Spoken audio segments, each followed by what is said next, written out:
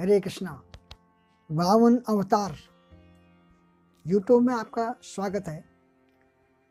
भाद्र मास के शुक्ल पक्ष की द्वादशी तिथि को वामन द्वादशी या वामन जयंती के रूप में मनाया जाता है। प्राचीन धर्म ग्रंथ के अनुसार इसी शुभ तिथि को श्री विष्णु के अन्य रूप भगवान वामन का अवतार हुआ था। श्री हरि जिस पर कृपा करे वही सबल है। उन्हीं की कृपा से देवताओं ने अमृत पान किया। एक बार दैत्यराज बलि ने इंद्र को परास्त कर स्वर्ग पर अधिकार कर लिया। मृत्यु एवं घायलों को लेकर अस्पताल चले गए। बलि इंद्र ने के वृद्ध से मृत हो चुके थे। आचार्य शुक्र ने, उनके गुरु महाराज, अपनी संजीवनी विद्या से बलि तथा दूसरे असुरों को भी जीवित कर दिया। राजा बलि ने आश्चर्य की कृपा से जीवन प्राप्त किया था। वे सच्चे हृदय से आचार्य की सेवा में लग गए। इंद्र की दयनीय हार की स्थिति को देखकर उनकी माँ आदिति बहुत दुखी हुई। अपने पुत्र के उद्धार के लिए विष्णु की आराधना करने लगी। इससे प्रसन्न होकर विष्णु प्रकट होकर बोले, देवी चिंता मत करो, मैं तुम्हारे पुत्र के रूप में जन्म लेकर इंद्र को उसका खोया राज दिलाऊंगा। समय आने पर उन्होंने आदित्य के गर्भ से वामन के रूप में अवतार लिया। अनेक ब्रह्मचारी उनके ब्रह्मचारी रूप को देखकर सभी देवता और ऋषि मुनि आनंदित हो उठे। एक दिन उन्हें पता चला कि राजा बलि स्वर्ग पर स्थायी अधिकार जमाने के लिए अश्वमेध यज्ञ कर रहा है। यह जानकर वामन वहां पहुंचे। उनके तेज से यज्ञशाला प्रकाशित हो उठी। बलि ने उन्हें एक उत्तम आसन पर बैठाकर उनका सत्कार किया और अंत में उनसे भेंट मांगने के लिए कहा। शुक्राचार्य प्रसन्न हुए। उन्होंने यज्ञ कराया। अग्नि से दिव्य रथ, अक्षय, क्षोण आदि प्रकार के कवच प्रकट हुए। आसुरी सेना अमरावती पर चढ़ दौड़ी। इंद्र ने देखते ही समझ लिया कि इस बार देवता इस सेना का सामना नहीं कर पाएगी। बलि ब्रह्म तेज से पोषित थे। देवगुरु के आदेश से देवता स्वर्ग छोड़कर भाग गए। अमरधाम असुर राजधानी बना। शुक्राचार्य ने बलि का इंद्र पद स्थिर करने के लिए अश्वमेध यज्ञ करना प्रारंभ किया। अश्वमेध यज्ञ करके बलि नियम सम्मन इंद्र बन जाएंगे, फिर उन्हें कौन हटा सकता है। देव माता आदिति अत्यंत दुखी थी। अपने पति महर्षि कश्यप से उन्होंने प्रार्थना की, स्वामी मेरे पुत्र मारे मारे फिरते हैं। महर्षि तो एक ही उपाय जानते हैं, भगवान के शरण और उनकी आराधना। आदित्य ने फाल्गुन के शुक्ल पक्ष में 12 दिन पवित्र व्रत करके भगवान की आराधना की। प्रभु प्रकट हुए। आदित्य को वरदान मिला। उन्हीं के गर्भ से भगवान प्रकट हुए।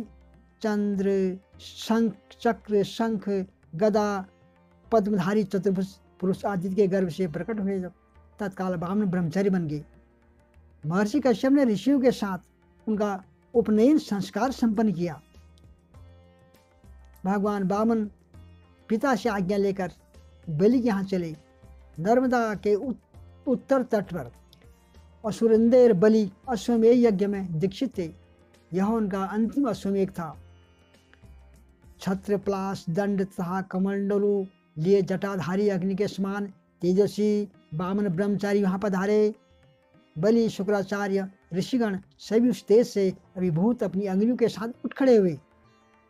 बलि ने उनके चरण धोए, पूजन किया और प्रार्थना की, जो भी इच्छा हो वो मांग लो। मुझे अपने पैरों से 3 पग भूमि चाहिए। बलि ने कुल की शूरता, उदारता आदि की प्रशंसा करके वामन से ये मांगा। बलि ने बहुत आग्रह किया और कुछ मांगा, पर वामन ने जो मांगना था वही मांगा था। शुक्राचार्य ने सावधान किया, ये साक्षात विष्णु हैं, और बलि को समझाया कि इनके छल में आने से सब कुछ चला जाएगा।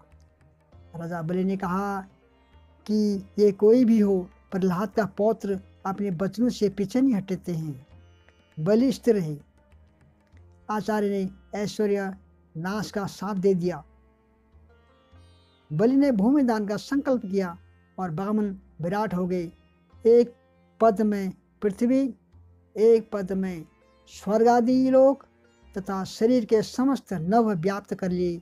उन्होंने उनका वाम पद ब्रह्मलोक से ऊपर तक गया। उनके अंगूठे नख से ब्रह्मांड का आवरण तनिक टूट गया। ब्रह्म द्रव वहां से ब्रह्मांड में प्रविष्ट हुआ। ब्रह्मा जी ने भगवान का चरण धोया और चरणोदक के साथ उस ब्रह्म द्रव को अपने कमंडल में लिया। वही ब्रह्म द्रव गंगा जी बना। तीसरा पद रखने को स्थान कहाँ है? भगवान ने बलि को नर का भय दिखाया। संकल्प करके दान न देकर तो नरक ही होगा।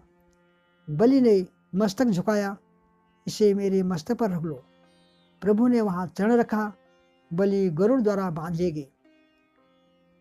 तुम अगले मनवंतर में इंद्र बनोगे। अब वामन देव इंद्र को उसको बोल रहे बलि महाराज को, तुम अगले मनवंतर में इंद्र बनोगे। तब तक सुतल में, यानी तलातल, नीचे पाताल से नीचे सुतल आता है, तब तक तुम सुतल में निवास करो। मैं नित्य तुम्हारे द्वार पर पहरेदार बनकर उपस्थित रहूंगा। ये भगवान बोल रहे हैं। प्रहलाद के साथ बलि सब असुरों को लेकर सर्वाधिक ऐश्वर्य संपन्न सुतल लोक में पधारे।